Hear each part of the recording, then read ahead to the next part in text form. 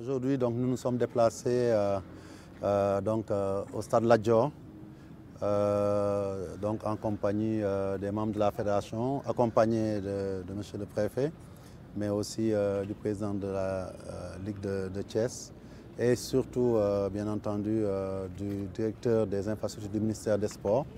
Cela afin d'évaluer les travaux en cours au niveau du stade, qui est aujourd'hui le stade de l'équipe nationale A, mais aussi de notre sélection, et qui depuis 2 ans accueille aussi beaucoup de compétitions internationales comme sous-régionales. Je pense que par rapport au cahier des charges qui est fixé par la CAF dans le cadre de sa politique d'octroi des licences, nous sommes obligés de faire une mise à niveau du stade pour le rendre en adéquation avec les prérequis nécessaires pour être homologué.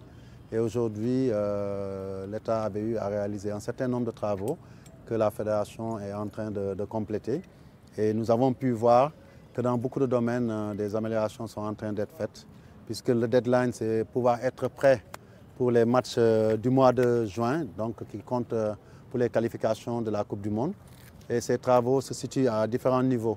Il y a d'abord, bien entendu, ce qui est le plus important pour un match de football et pour les acteurs de football, c'est la pelouse. Vous le savez, le ministre a donné les instructions pour fermer le stade afin qu'on travaille d'arrache-pied à rendre cette pelouse la meilleure possible et qu'elle puisse répondre aux normes internationales.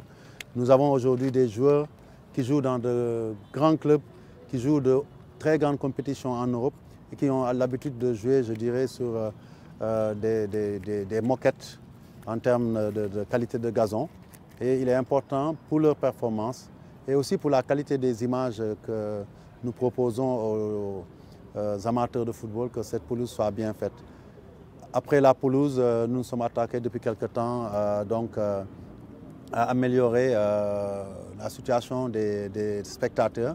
C'est ainsi qu'il a été décidé de transformer les tribunes pour que ça devienne des tribunes avec des places assises. C'était des tribunes en dur et nous avons décidé de mettre des sièges avec dossier dans l'ensemble des tribunes. Vous le verrez également prochainement.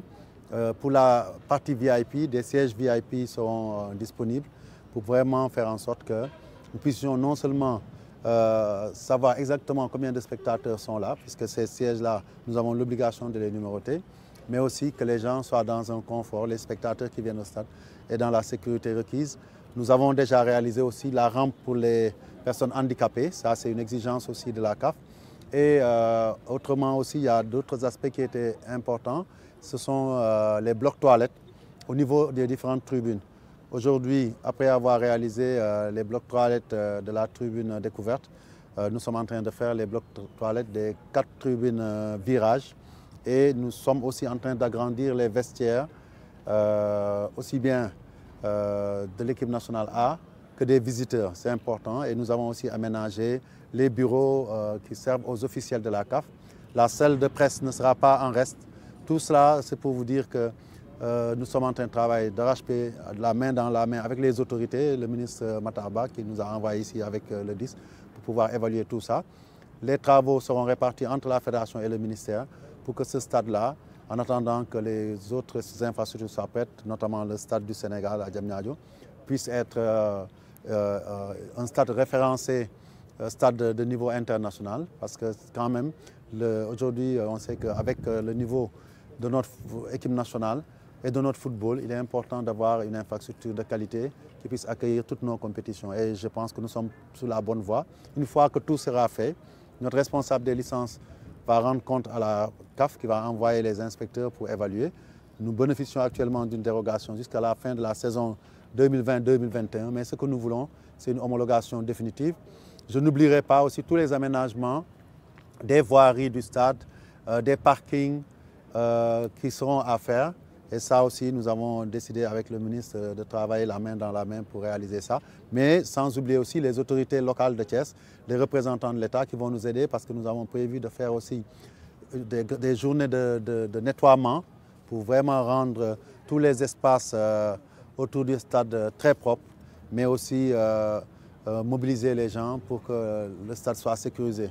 Tout cela participe à faire de ce stade Lat Dior un bijou qui sera donc à la hauteur des attentes des Sénégalais, aussi à la hauteur de la dimension de notre équipe nationale et de l'hospitalité que nous voulons offrir à toutes les équipes qui vont venir ici jouer contre le Sénégal.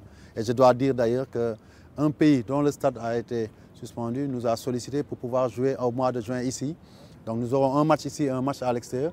Et très certainement, quand nous serons à l'extérieur, si avec le bien entendu la bénédiction du ministre de tutelle, ce pays-là pourra jouer ici au stade Lat Dior. Donc ça montre que la nécessité de réaliser cette infrastructure, d'en faire une infrastructure de qualité, ne profite pas qu'au Sénégal, mais aussi à des pays qui aujourd'hui sont mal lotis en termes d'infrastructures.